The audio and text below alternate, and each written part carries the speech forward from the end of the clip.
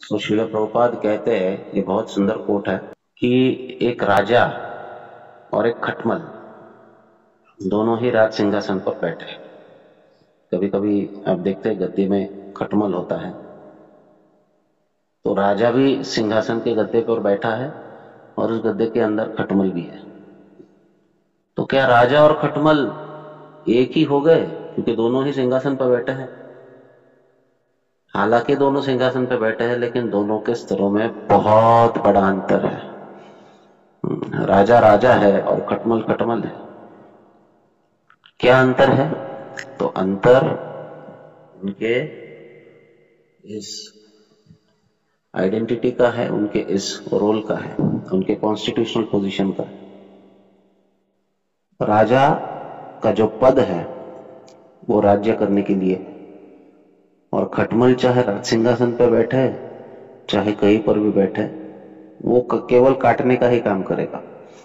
वो इससे ज्यादा और कुछ कर नहीं सकता है। उसका उदर भरण के सिवा और कोई कुछ सोच नहीं सकता है।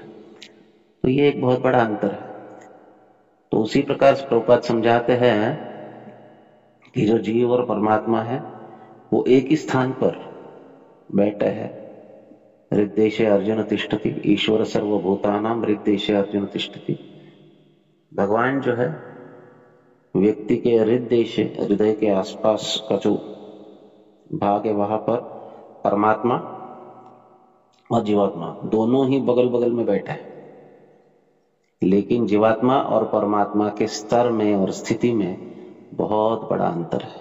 भगवान भगवान है और जीव, ये जीव है, नगण्य। भगवान इस शरीर में बैठ, हर एक के शरीर में परमात्मा रूप में बैठे, लेकिन फिर भी वो बद्ध नहीं है, परंतु वही जीव इस शरीर में बैठकर बद्ध हो गया है।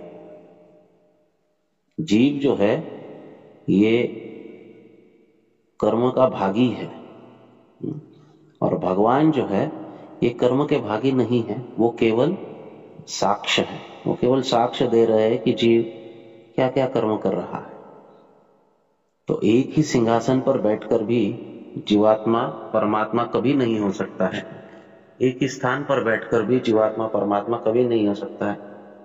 प्रभुपाद कहते हैं कि दैट दे में सिट टुगेदर, दे में लाई टुगेदर। लाई टुगेदर का अर्थ है कि वो एक साथ सो सकते हैं, एक साथ बैठ सकते हैं, एक साथ खा सकते हैं, लेकिन अंतर ये हमेशा रहेगा। जीवात्मा ये जीवात्मा ही रहेगा और परमात्मा ये परमात्मा ही रहेगा। इसके बीच का जो भेद है वो कभी भी नष्ट नहीं हो सकता है। इसको हम कभी नष्ट कर नहीं सकते हैं, और जीवात्मा कभी भी परमात्मा या भगवान नहीं बन सकता है, और परमात्मा कभी भी इस शरीर में बैठे हुए भी बद्ध नहीं हो सकता है। हरे कृष्ण।